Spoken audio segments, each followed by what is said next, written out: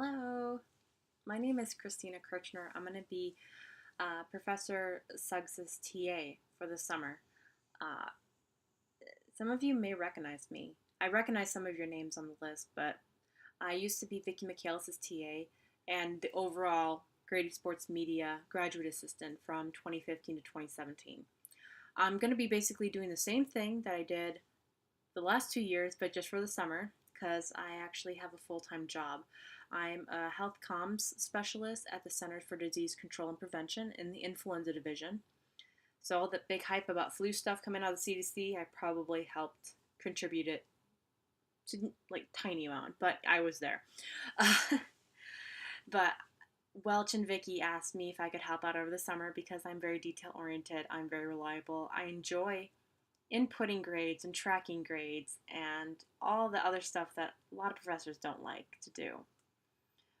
It takes a long time, but I enjoy it. So that's why they asked if I would want to come back, and that's why I said yes. You guys have to answer a question about your social media and what you use it for. I'm going to do the same. My social media use is strictly personal. And it's not because there are rules and regulations that forbid me from doing so as a contractor with the CDC. It's because the content that has to go out, if it's going to be under the CDC name, has to go through a level of clearance process that is very rigorous. You have the content that let's just say I wrote it up. Let's say the content that I wrote up has to be reviewed and edited by my supervisor. It goes back to me, and depending on what it is, I might have to rewrite the entire thing. But if there's just minor edits, it goes to the subject matter expert.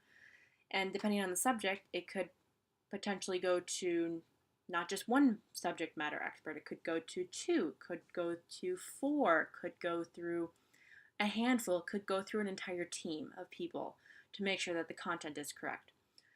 Once that's done, I have to look at it, see if I have to rewrite that, and then start the process all over again. Or most of the time, I just send it to the Associate Director of Science. And he looks through it. He looks at the tone. He looks at the facts. He looks at all the contributing factors. And then he says cleared or not cleared. If it's not cleared, I have to go through it, make edits, and I have to start off sending it to my boss again, sending it to the subject matter expert, and then sending it back to the ADS. So there's this clearance process that limits what you can say and how you can say it in a way that is factual and has the right tone. This is the same process for the social media of the CDC. It goes through these different levels of clearance, and because there's only 240 characters in a Twitter post, or I can't remember how many they use for Facebook posts, they have to. It's a very, very rigorous process. It's not instantaneous, which most social media is. The CDC does not have anything that's posted right away. It has to go through the process. So my social media use is purely personal. I use it to like and save recipes. I use it to keep in touch with my family who live in Minnesota. I use it to post pictures of my cats, my fiance's dog, my nieces and nephews when I do see them. So it's purely personal. I also follow hockey, the NHL, on Facebook. I also have the NHL app, and it's the one sport that I am passionate about completely. I am a Minnesota Wild girl to the core. I will root for the Nashville Predators if they're against any other team but the Wild. I will always root for the Wild. But right now, my team that I'm rooting for during the Stanley Cup Finals is the Las Vegas Knights. Their inaugural year, and they're at the Stanley Cup Finals going against the Washington Capitals. Yes! I'm so looking forward to how that ends. I really hope they win, but I'm not going to put all my eggs in one basket. But I follow the Twitter feeds on those, so it's very exciting about that. Anyway, about my role, if you guys have any questions, please feel free to contact me. It's what I'm here for. Despite, me working full-time, I do answer text messages. I will only have my Slack open for an hour during the afternoons, usually between about 11:45 and 12:45.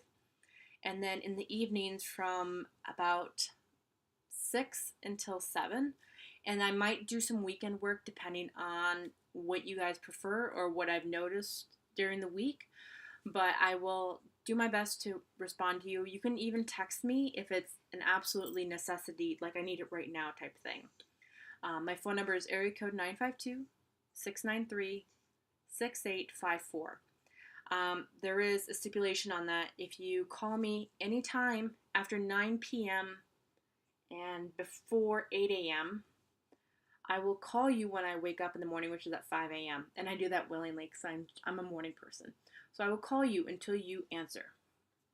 So that's the only stipulation. If you're going to use my cell phone number, you use it sparingly and only in the academic sense. Okay.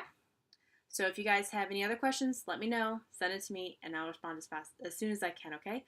Hope you guys have a wonderful evening, and I look forward to working with you all over the summer. Bye.